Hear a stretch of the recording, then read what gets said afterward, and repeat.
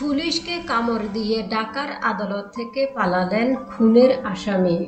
এক পুলিশ সদস্যকে কামড় দিয়ে ঢাকার আদালত প্রাঙ্গণ থেকে পালিয়ে গেছেন হত্যা মামলার এক আসামি। শরীফুল ইসলাম নামের এই আসামি 6 বছর ধরে কারাগারে ছিলেন। বৃহস্পতিবার দুপুরে ঢাকা মহানগর দায়রা জজ আদালত প্রাঙ্গণ থেকে পালিয়ে গেছেন তিনি। ঢাকা মহানগর পুলিশের ডিএমপি প্রসিকিউশন বিভাগের অতিরিক্ত উপকমিশনার এডিসি মাইনুদ্দিন চৌধুরী এ তথ্য নিশ্চিত করেছেন।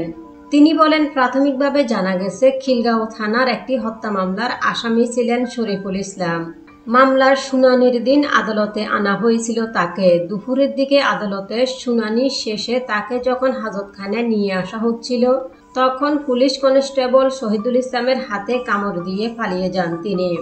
এই ঘটনায় একটি তদন্ত কমিটি গঠন করা হয়েছে জানিয়ে মাইনুদ্দিন চৌধুরী বলেন, তদন্তে জানা যাবে যে পুলিশ কনস্টেবল আসামিকে আদালতে নিয়ে গিয়েছিলেন আসামি পালিয়ে যাওয়ার ঘটনায় তার কোনো অবহেলা ছিল কিনা।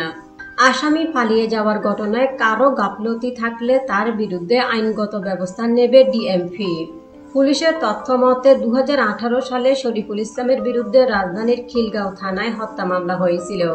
এই মামলায় গ্রেপ্তার হয়ে 6 বছর ধরে কারাগারে ছিলেন তিনি। শরীফুলের গ্রামের বাড়ি দিনাজপুরে। গ্রামের নাম হরিপুর। তার বাবার নাম শফিক আহমেদ।